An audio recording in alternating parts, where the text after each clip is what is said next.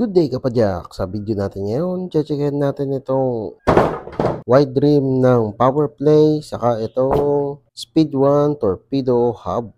O tara! Kung bago ka lang sa channel ko, huwag kalimutan mag-subscribe at i-click yung bell icon para notified ka sa mga future videos ko.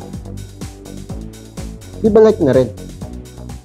Siyempre, ilalagay ko sa description below yung Shopee link kung saan ko siya nabili. Dumating siya sa akin na nakabox siya. Maganda na rin. Not bad yung packaging. Ito yung brand niya. Ayan, Power Play. So, matagal ko nang nakikita tong si Power Play. Matagal ko na rin siyang gustong kunin. Ngayon, nakakuha na ako. So, dalawang rim sizes yung kinuha ko dito. Isang 29 saka isang 26. What? Ba't pagkaiba yung kinuha mo? Ang setup kasi nito ni Schwinn, mallet. Ang pagkamalit niya ay 69er. 29 sa harap, 26 sa likod. So itong rim na to guys, malapad to. So yung lapad nito sa labas, nasa 40mm. Itong sa loob na lapad niya, check natin. So ito yung lapad niya sa loob, 35mm. Ayan, sakto. Malinis yung design ng rim, walang mga kanto-kanto. Tapos yung butas ng rayos, walang eyelet. Straight na agad dyan yung rayos. Yung decals niya, sticker lang, hindi siya printed. So kung trip mong all black lang yung rim mo, pwede mong tanggalin to. Ang napapansin ko dito, medyo magaan siya. Check natin yung bigat niya guys. So ito yung 26er na rim. So ang bigat niya, 600 grams. Ito namang 29er, check natin. Okay oh. Halos parehas lang sila. So, expect ko medyo mabigat siya kasi malapad siya. Dun sa rim ng Sagmit, medyo magaan yan eh. Parang nasa 570 something ata. Yung aluminum part nito sa loob ng rim, makikita niya dito sa butas ng rayos, medyo makapal siya. Pagdating dito sa second wall, medyo manipis na siya. Kung ipapang downhill mo siya, hindi ko lang sure kung gaano siya katibay kasi budget meal lang to eh. Depende ba kung gaano ka extreme yung downhill, di ba? Sa mga DH rider dyan, comment down below kung nakatry na kayo ng ganito. Okay, so dito naman tayo sa hubs. So itong hub na to ay Speed 1 torpedo. Dahil second hand ko lang siya nakuha, merong mga konting issue pero wala siyang issue sa mechanical. Okay, so una sa lahat, itong hub na to ay gawa sa aluminum. Sa QR niya, itong sa dulo, saka itong sa handle, gawa yan sa aluminum. Pero itong mismong skewer, gawa sa bakal. Pero sa palagay ko, stainless steel. Ang kakaiba lang dito sa front hub, yung flange niya. Dito sa non-drive side, yung flange niya malaki. O yung normal size lang. Pero pagdating dito sa drive side, maliit na. Sa palagay ko naman, hindi naman magkakaroon ng issue sa pagle-lacing nito. Halos parehas lang.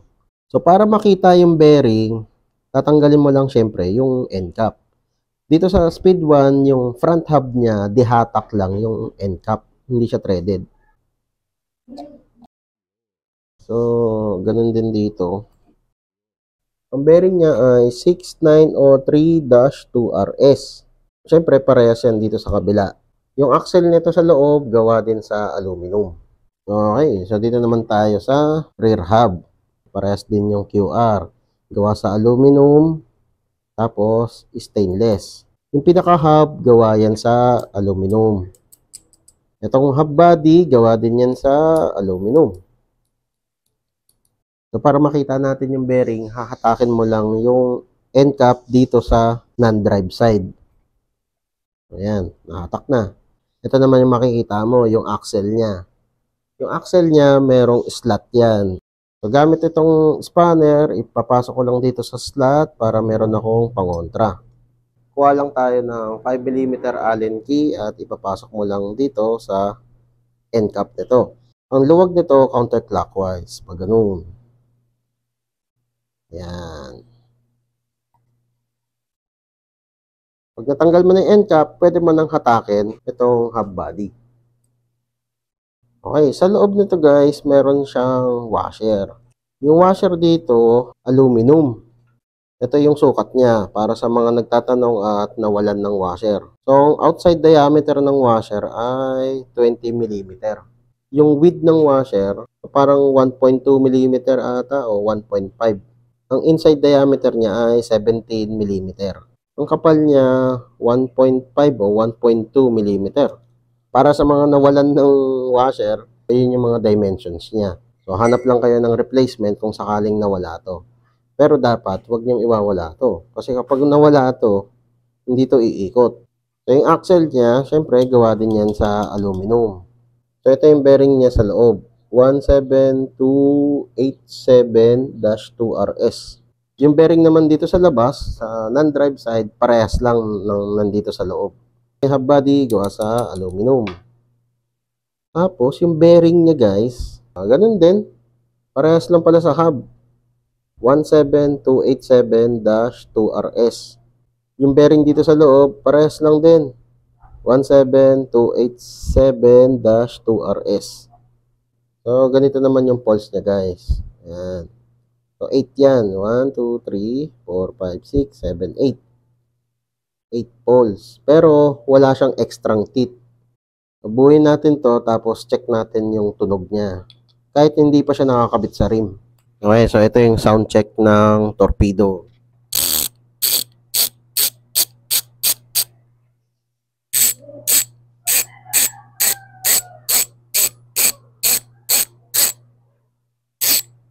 Yung quality ng bearing niya maganda. Hindi siya katulad ng ibang bearings na kapag inikot mo, matigas agad. Out of the box, matigas agad yung bearing. So itong hub na to, kahit used na siya, kahit medyo laspag ng konti, maayos pa rin yung bearings niya. Smooth pa rin. So check natin yung timbang ng hubs. So ito, front hub. So, ang bigat niya ay 215 grams. Grabing gana. Okay ah. So sa rear hub, 340 grams lang. Okay, so buuin ko na tong wheel set na to. So ang gagamitin ko naman na spokes ay Ragusa stainless spoke. So ito yung sukat sa 29er, 291. At ito naman yung gagamitin ko sa 26er, 261. Kulay red sana yung ilalagay ko kaso medyo baduy. So, ibablock ko na lang para ito lang yung matingkad. So, tara, buuin na natin.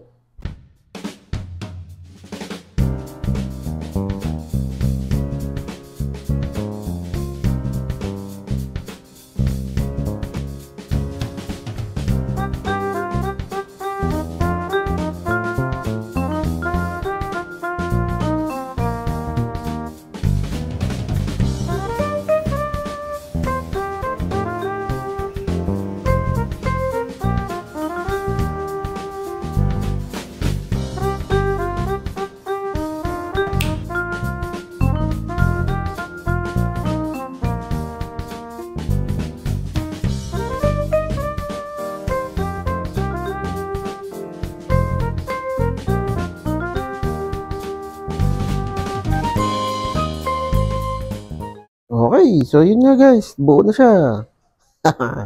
Ang ganda ng kinalabasan. Ang lapad ng rim mo. Ayan. So pinili ko black spokes na lang para mas malinis tignan. Para yung purple nasa gitna lang. Kung lalagyan ko kasi ng makulay na spokes, parang medyo OA na eh. Siyempre, hindi ko naman to ipapang enduro kasi yung frame ko hindi naman pang enduro. Pang aesthetic lang talaga tong build na to. So, yun guys ang review natin dito sa Powerplay rims saka Speed 1 torpedo hubs. Kung nagustuhan mo tong video na to, leave a like. O kung may katanungan ka pa dito sa build ko, comment down below lang. Alright, ayos! Woo! O kapadyak, kung na-enjoy mo tong mga video ko, leave a like at i-share mo na rin sa mga tropa pips mo. Makakatulong ito sa channel. Kung gusto mo pa manood ng ibang video, ito, meron pa tayo. Hindi tayo nauubusan. Ayan, katulad nito, saka ito. Oh, nood ka na. Madami pa tayong mga video na i-upload. Kaya, mag-subscribe at i-click yung bell icon para notified ka sa mga future videos ko. Maraming salamat. See you next time.